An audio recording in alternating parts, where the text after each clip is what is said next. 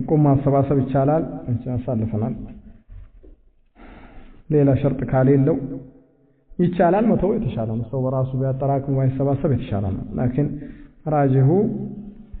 ይቻላል በሸርጥ አው ሌላ ሸርጥ ካሌለ ሌላ ሸርጥ ይኖራል አንዳንድ የሚደረጉ ሸርጦች ወለድ ውስጥ ያስገቡታል አው حرام ውስጥ ያስገቡታል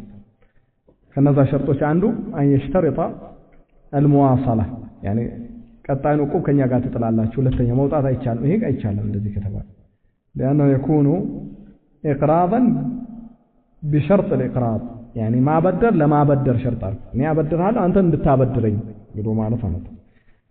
ይሄ አይቻልም ከዛ ውጭ ያለው ጅምሁር ዑለማ ይቻላል አንዳንዱ ደግሞ ይከለከላሉ በአጠቃላይ ጀምዒየት الموظفين ይባላል ድሮ የሚታወቀው የሰራተኞች እቁብ ነበር የሚባለው ባረው ሰራተኞች ነበር የመንግስት ሰራተኞች ከወር ደሞዛቸው እየቆረጡ ያጠራቅሙ ነበር በዛ የሚታወቀው ዑለማዎች በዛ መልኩ ይጠቅሱታል አላኩልን እነሱም ሌሎችም ያረጉታል وهكذا ሌላኛው ጥንቃቄ ሰው የጣለውን ማግኘት አለበት ይሄ ሰብሳቢ የሚባለው ሰው አው የሚሰበስበው ሰው ራሳቸው ተስማምቶ የሆነ ነገር እንዲደረግለት ለምሳሌ የሆነ ነገር ይደረግለታል ከዛ ውጭ ያለው ሰው የጣለውን ካነሳና